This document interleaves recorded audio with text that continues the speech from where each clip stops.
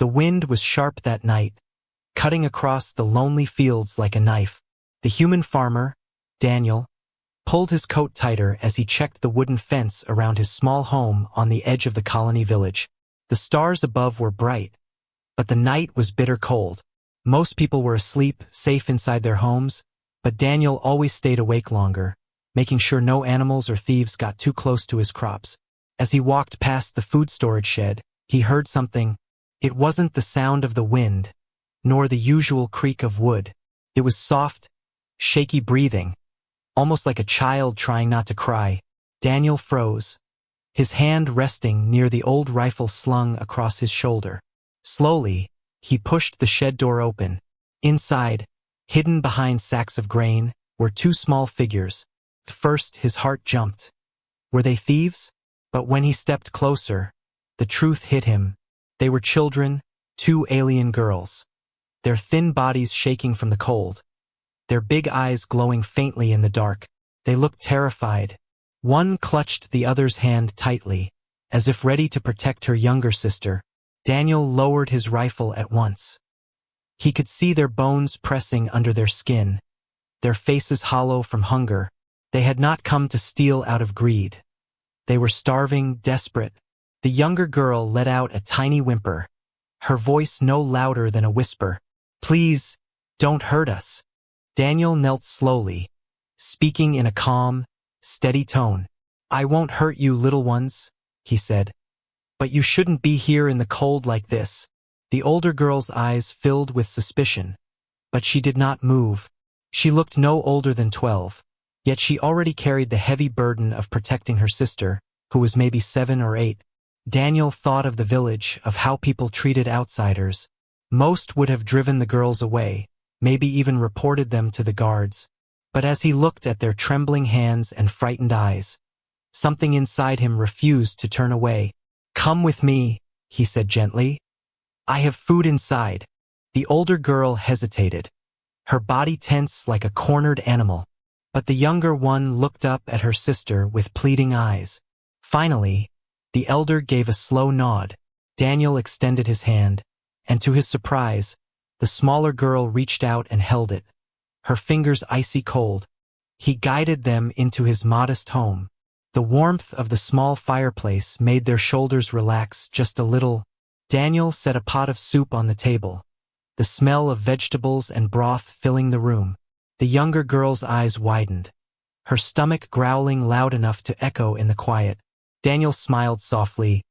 "Eat," he said. "No one will stop you here." The two girls hesitated, but hunger won.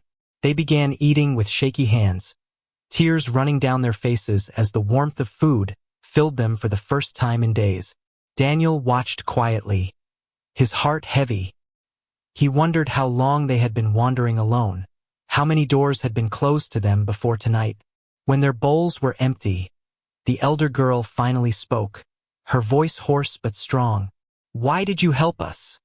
she asked, her eyes searching his face as if waiting for a hidden reason. Daniel leaned back in his chair, thinking of an answer. "I don't know," he said honestly. "Maybe because I couldn't watch children starve in front of me." The room grew silent, only the fire crackling in the background. The younger girl curled up on the chair, already falling asleep. The older one stayed awake, her eyes glistening. "My name is Lyra," she whispered at last. "This is my sister, Kira. Our parents, they're gone." Daniel's chest tightened. War, famine, raids. He had heard too many stories of orphans left to wander, but hearing it directly from her lips made it real. "You can stay here tonight," he said firmly. "No one will harm you under my roof." Lyra's lips trembled, and for the first time, she gave him a small nod. Her hand reached out and touched his, just for a moment, as if she was silently thanking him. That night, as Daniel covered the girls with warm blankets, he couldn't shake the strange feeling in his chest. Something told him this was no ordinary meeting. Something about these two children would change his life forever. And outside, in the cold night, the stars burned brighter, as if the galaxy itself was watching, waiting for what would come next. The morning light slipped through the small window, painting the wooden walls with a faint glow. Daniel stirred from his chair by the fire, his back sore from sleeping upright. He looked toward the bed where the two alien girls lay bundled under heavy blankets, their faces calm at last.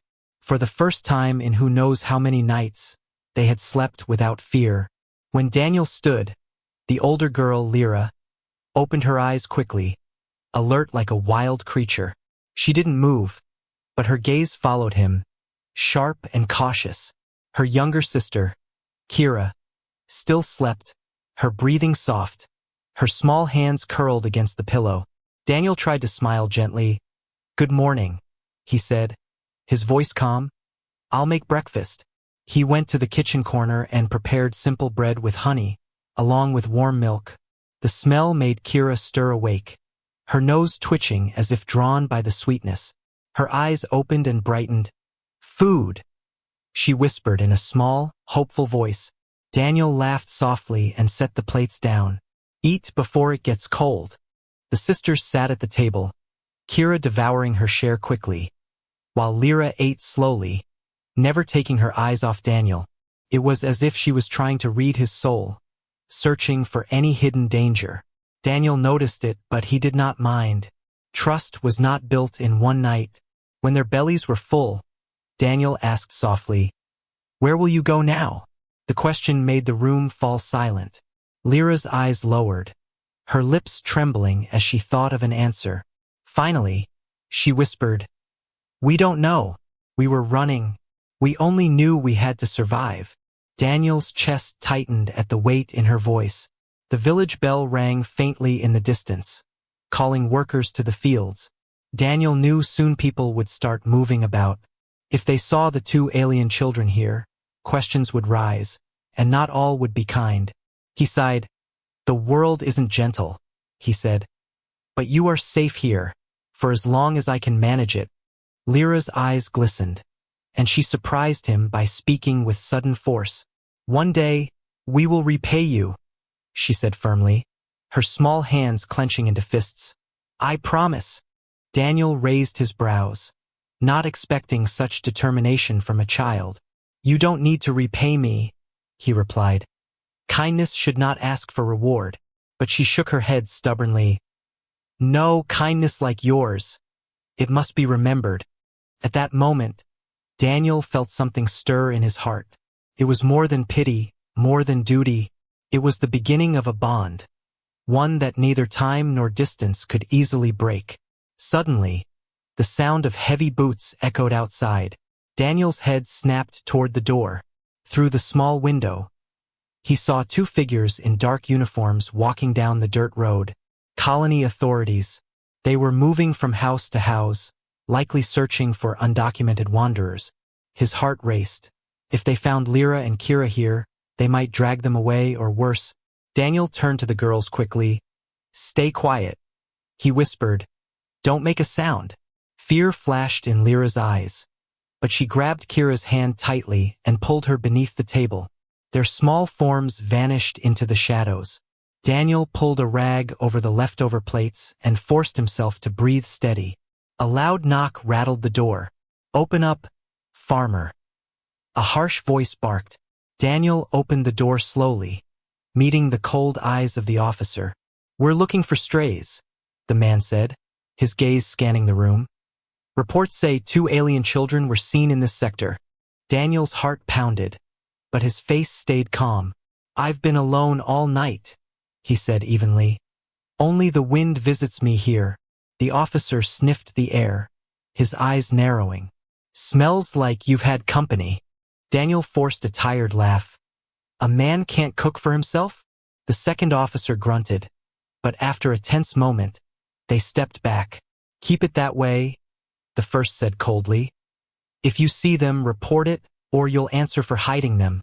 They turned and marched away, their boots leaving deep marks in the dirt. When the sound faded, Daniel closed the door, his body finally relaxing. Under the table, 2 pairs of glowing eyes looked up at him, wide with fear. He knelt, lifting the cloth gently. "They're gone," he whispered. "You're safe." Kira burst into tears, throwing her arms around him. her small voice shaking. "Thank you, thank you." Daniel hugged her back carefully. His rough hands trembling slightly, Lyra crawled out slowly. Her face pale but her eyes burning with fire. She stared at him for a long moment before speaking in a low, steady tone. "You risked yourself for us. That means you are not just kind. You are family." Her words struck him like thunder. He had never thought of himself as anyone's family. Yet here were two children claiming him as theirs. He could not reply, his throat tight with emotion. All he could do was nod.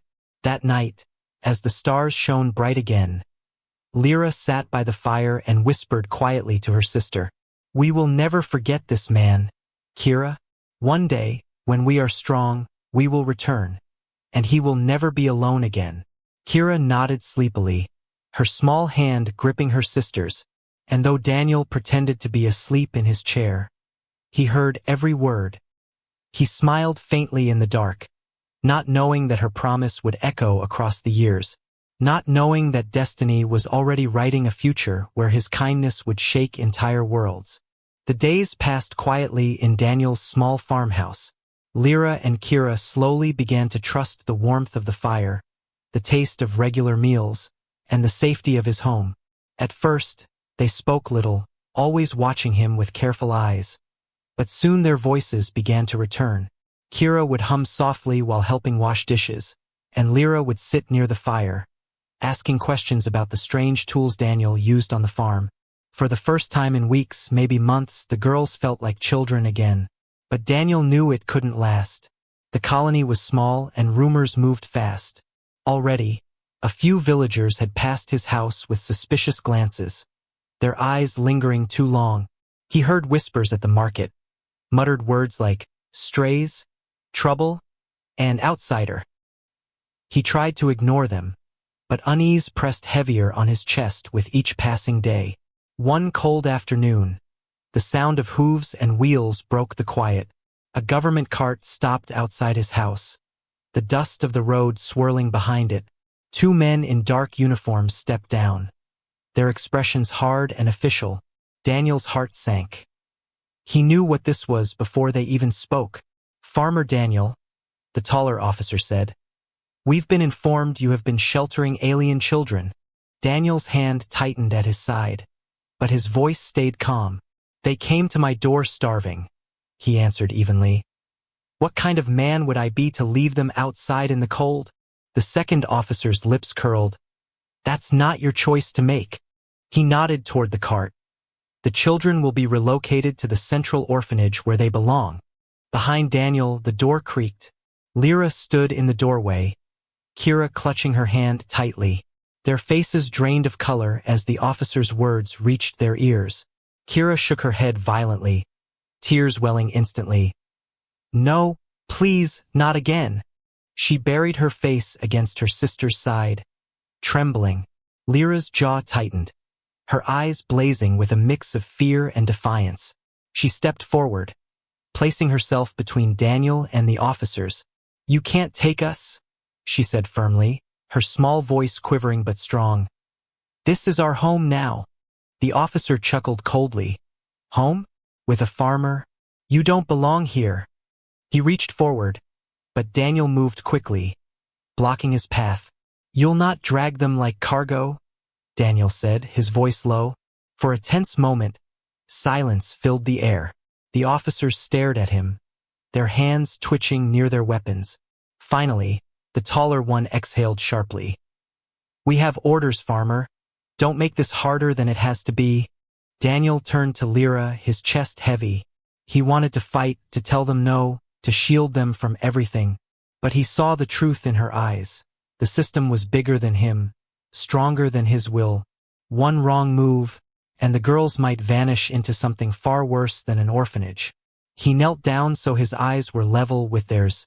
Kira sobbed, clutching at his shirt desperately. "Don't let them take us, please." Her words tore at his heart like knives. He placed his rough hands gently on her shoulders, forcing his voice to stay steady. "You'll be okay," he whispered. "I swear to you, no matter where they take you, you'll never truly be alone." Lyra's face shook with anger and grief, but she didn't cry. Instead, she grabbed his hand, squeezing it tight, her voice trembling. I promised you, Daniel. We will come back. One day, we will find you. Her words burned into his soul, fierce and unshakable. The officers pulled them away, Kira screaming and reaching her small hands toward him until her voice cracked. Daniel stood frozen, his fists clenched, powerless to stop the cart as it rolled down the dirt road, carrying the girls away. The sound of hooves faded, leaving only silence behind. The house that had felt alive these past days suddenly felt hollow, empty. The warmth of laughter was gone, replaced by a silence so heavy it pressed against his chest. That night, Daniel sat by the fire, staring at the empty chairs. The blanket Lyra had folded neatly, the cup Kira had used still sitting by the sink. Every little sign of them remained, haunting him. He leaned forward, covering his face with his rough hands. His heart whispered that he had failed them, but deep inside, a small ember of hope refused to die. Their promise echoed in his mind again and again. One day we will come back, Daniel whispered into the darkness, his voice shaking. I'll wait, no matter how long it takes. Outside, the night stretched endlessly. The stars shimmered with silent light, and somewhere far away, two sisters cried into each other's arms, swearing that no force in the galaxy would stop them from keeping their promise. The seasons came and went year after year. The colony grew, new houses rose, and children played in the fields. But Daniel's farmhouse remained the same. Old, quiet, and lonely, the chairs by his fire stayed empty, though he never moved them. Every night he found his eyes drifting to those seats, remembering the two small girls who once laughed there. 10 years had passed since the cart carried them away. Daniel never saw Lyra or Kira again. Sometimes he wondered if his memory was playing tricks, if they had been only a dream born of a cold night. But then he would see the folded blanket still in his home, or the faint scratch marks Kira had carved into the wood by the door. They were real, and their promise still echoed in his mind. The village thought differently. Old Daniel, they whispered. He's strange, always waiting for ghosts. He didn't care. He worked his fields, sold his crops, and kept living. But deep down, part of him never stopped watching the horizon. Every night he looked at the stars, wondering if somewhere out there, two sisters remembered a poor farmer. It was on a quiet morning when everything changed. Daniel was repairing his fence, the sun just rising above the hills. The air was calm, the fields golden under the light. But then, a strange vibration shook the ground. The birds fled the trees, and the cattle bellowed nervously. Daniel frowned, looking to the sky. Above the colony, the clouds parted as something massive descended. It was not a freighter, not a shuttle, not any ship he had ever seen. Its hull gleamed like polished silver, layered with glowing lights. It was a luxury starship, larger and grander than anything that had ever touched this poor farming world. The ground trembled as it lowered onto the open field just outside the village. Within minutes, people poured into the streets. Children pointed with wide eyes. Men and women whispered in awe and fear. Whose ship is that? Why here? Why now? No one knew. Daniel wiped the sweat from his brow, his heart thundering. Ships like this never came to colonies like theirs. They belonged to nobles, diplomats, or the wealthy elite. So why had it come here? The ship's engines quieted, the air humming with strange energy. A large ramp extended slowly, touching the ground with a hiss. The villagers gasped, pushing closer but keeping a fearful distance. Daniel stood at the back of the crowd, silent, his eyes fixed on the ship. Something in his chest twisted, an old memory whispering to him. From the ramp, two figures appeared, tall, graceful, dressed in elegant clothing woven with shimmering threads that caught the sunlight. Their posture was noble, their steps steady and strong. At first, the crowd murmured about ambassadors, daughters of a powerful house, or perhaps visiting royalty. But then, Daniel's breath caught in his throat. He knew those eyes. Even after 10 years, he could never forget them. The glow, the shape, the intensity, they belonged to Lyra and Kira. Not the starving children he had once found, but grown women now, radiant and commanding. The younger one, Kira, had hair braided with jewels. Her eyes soft yet powerful. The elder, Lyra, carried herself like a leader, her cloak flowing behind her as if even the wind obeyed her. The villagers stepped back, bowing instinctively, unsure of who these women were but sensing their importance. But Lyra's gaze did not sweep the crowd like a stranger's would. It searched, sharp and desperate, until it landed on him. Daniel felt his knees weaken under the weight of that stare. She whispered something to her sister, and together, they walked straight toward him. The crowd parted in stunned silence, all eyes watching. Daniel stood frozen, unable to move. The faces of children he once knew overlapped with the regal women walking toward him. Kira stopped just a step away, her lips trembling. "Father," she whispered, her voice breaking. "We found you." The word hit Daniel like a storm. Gasps rippled through the villagers. "Father? Did she say father? They're calling the farmer their father?" Whispers spread like fire, but Daniel didn't hear them. All he heard was the voice of a little girl from 10 years ago, promising she would return. Tears burned in his eyes as Lyra placed a hand gently on his shoulder. "We kept our word," she said, her voice firm but full of emotion. "You saved us once, Daniel. Now we have come back, for you." The villagers stared in disbelief, their mouths open, their eyes wide. A luxury starship had landed not for a governor, not for a noble, but for a poor farmer. The two mysterious women who carried themselves like royalty knelt before him, bowing their heads, and Daniel, who had spent 10 long years waiting, finally let the tears fall. The crowd stood frozen in silence, unable to believe what they were seeing. The two women who stepped from the luxury starship looked like nobility, their clothes shining with silver patterns, their jewels glimmering in the sun. Yet here they were, bowing before a poor farmer, calling him father. Gasps and whispers spread like wildfire across the village. Some villagers rubbed their eyes as if the sight was impossible. Others clutched each other, whispering in disbelief. Daniel's hands trembled. His breath caught in his throat. He stared at them as if he was still dreaming. But there was no mistake. Those eyes, one pair burning with steady fire, the other soft and shimmering with kindness, were the same eyes he had seen 10 years ago in the cold of night, when 2 starving children had begged not to be harmed. Now they stood before him as women, tall, proud, and radiant. "Lyra, Kira?" Daniel whispered, his voice rough with emotion. The names tasted like memories, heavy on his tongue. Kira stepped forward first, her smile trembling. She reached out, taking his calloused hands into her soft, jeweled ones. "It's us," she said gently, her eyes brimming with tears.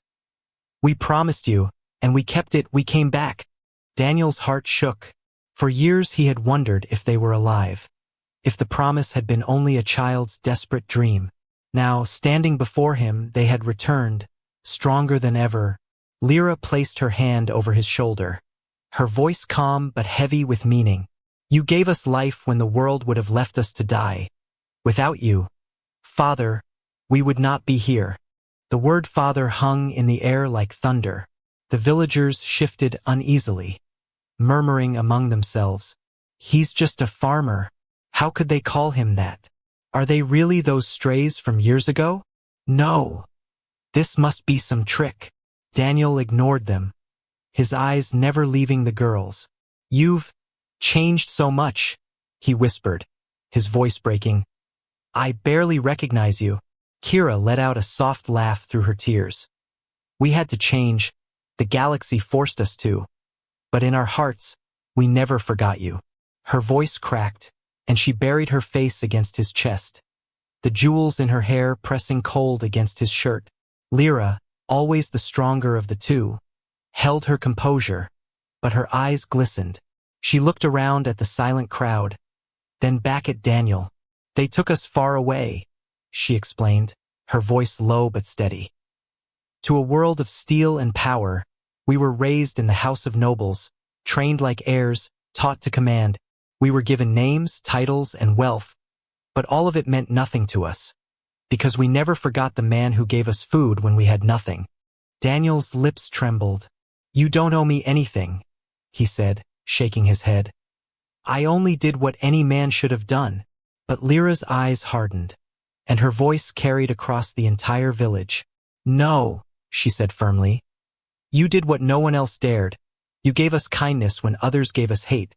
You gave us a home when others gave us chains. You are more than father to us. You are our blood by choice, and that bond cannot be broken.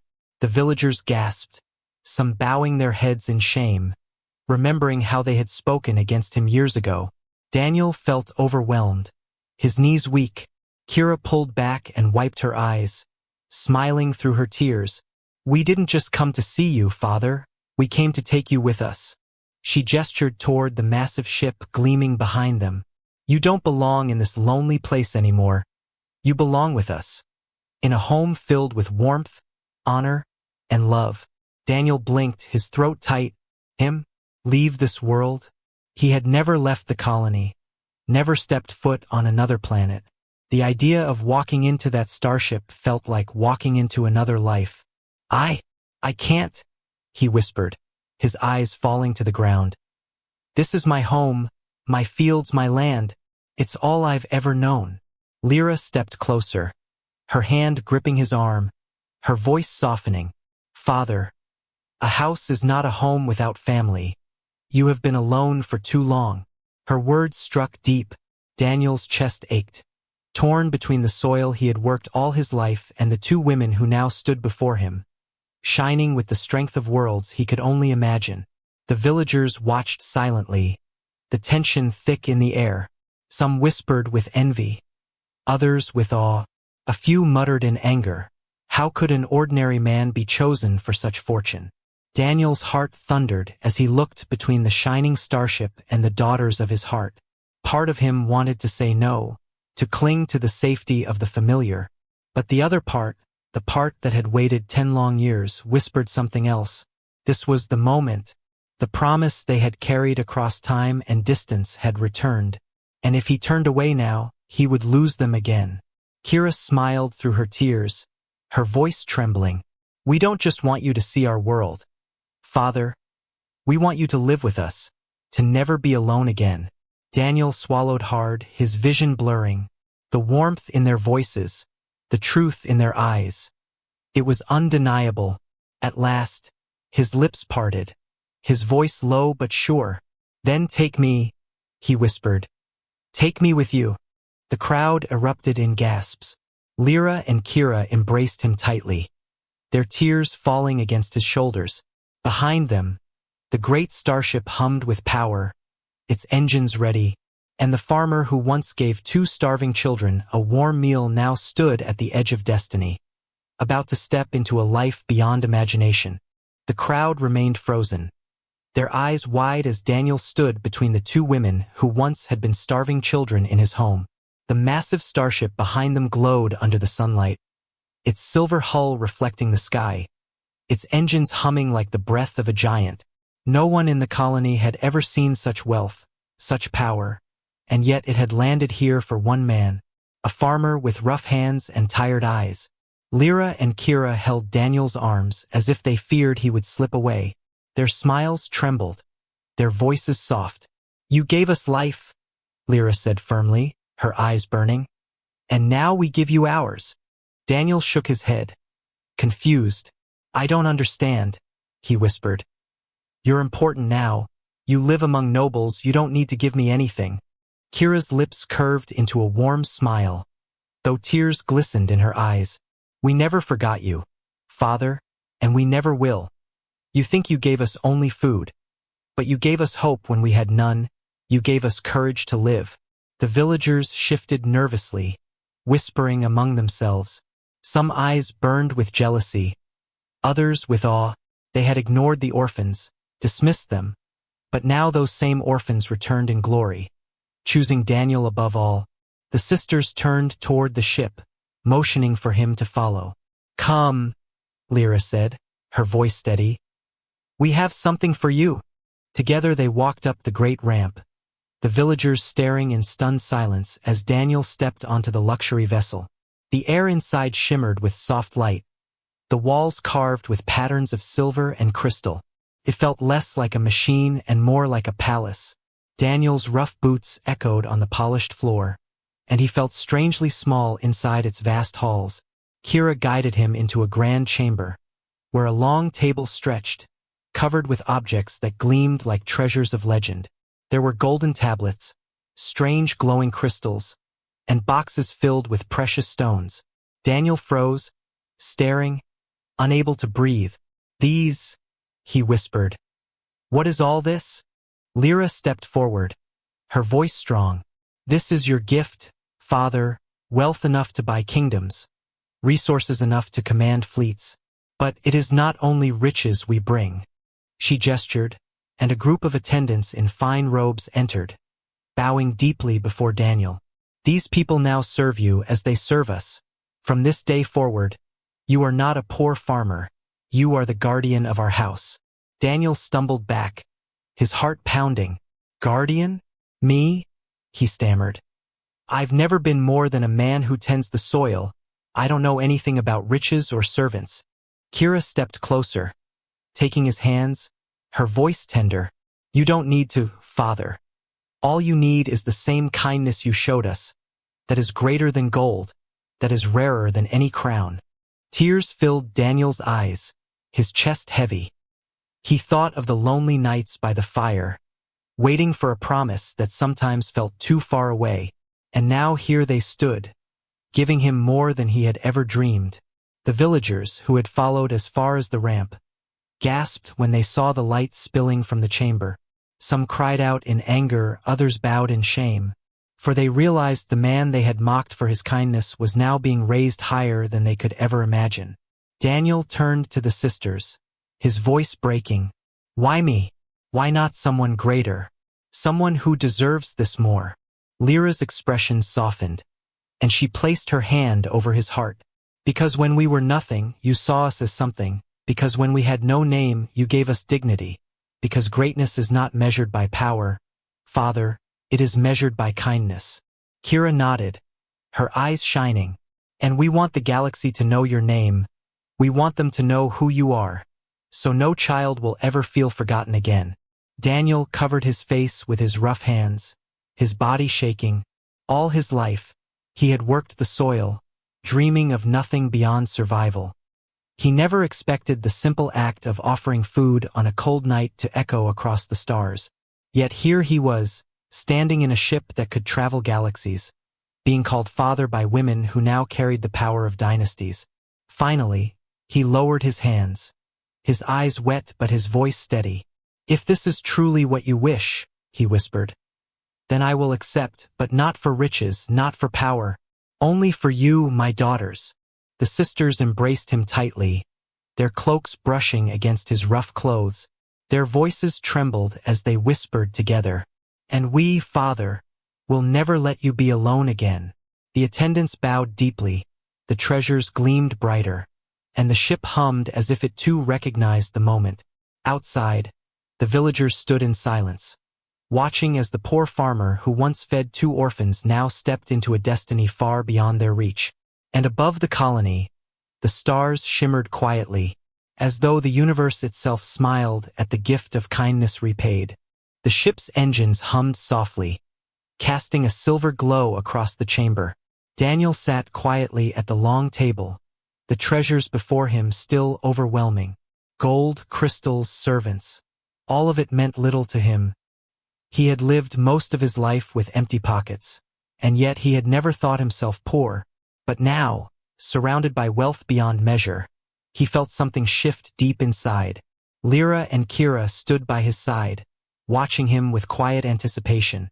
Their elegant robes shimmered under the soft light, their posture noble. Yet their eyes still carried the warmth of the children he once knew.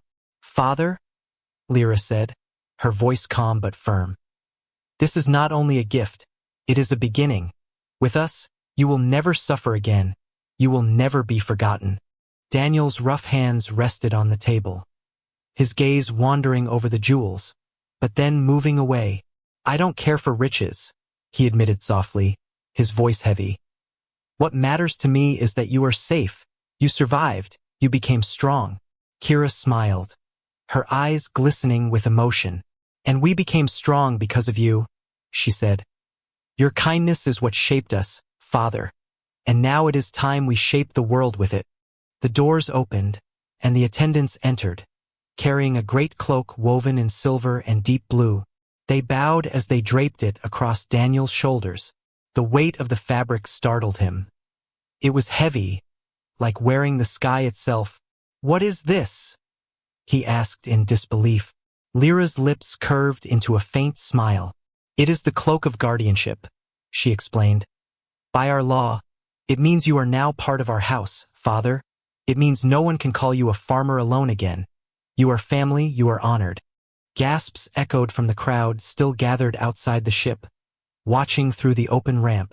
Their eyes widened as they saw Daniel cloaked in silver and blue, standing beside two women who looked like royalty. Some villagers bowed their heads in shame, remembering the day they had watched him lose the girls. Others whispered, trying to make sense of it, but none could deny the truth. They had ignored two children, and Daniel's kindness had brought him honor beyond imagination. Daniel's throat tightened, his heart heavy with emotions he could not name. I never asked for honor, he whispered. All I wanted was to keep you warm, to give you a meal. I never thought it would lead to this. Kira took his hand gently, her smile soft. And that is why you deserve it most, Father. The sisters led him to the ship's great viewing window. Beyond it, the stars stretched endless, shining like rivers of light. Daniel's breath caught at the sight. He had seen the stars all his life, but never like this, so close, so alive. Kira leaned against him, her voice soft. This is your galaxy now too, she said. Wherever we go, you will go. Wherever we stand, you will stand. And wherever your kindness reaches, hearts will remember you. Daniel closed his eyes for a moment, letting her words sink deep. He thought of his empty farmhouse, the lonely nights by the fire, the silence that had haunted him, and then he thought of this moment. Two daughters standing by his side, calling him father, showing him the stars. He realized then that his legacy was not in the soil he had worked, nor in the crops he had grown. It was in the lives he had touched, the hope he had given when he had nothing else to offer. He turned to them, his voice steady. If you truly want me with you, then I am yours, not as a guest, not as a farmer, but as your father until my last breath. Tears filled Lyra's eyes for the first time in years. She bowed her head, her voice trembling. Then we are whole again. Kira threw her arms around him, whispering through her tears, we will never let you go, never again. The attendants knelt, the sisters stood tall, and Daniel, once forgotten and ordinary, was no longer just a man tending fields. He had become part of something larger, something eternal. His kindness had sown seeds that now bloomed across galaxies. As the starship rose slowly into the sky, lifting from the colony fields, the villagers watched in silence. Some bowed, some wept, some turned away in shame, but all knew one truth. Kindness had reshaped destiny before their very eyes. Daniel looked down through the window as the colony grew smaller beneath him. The fields, the fences, the lonely house, all fading into the distance. He felt no regret, only peace. His life was no longer bound to the soil. It was bound to family, to love, to a legacy that would outlast even the stars. And as the great ship pierced the clouds and entered the endless sky, Daniel whispered softly, "This is not the end. This is the beginning."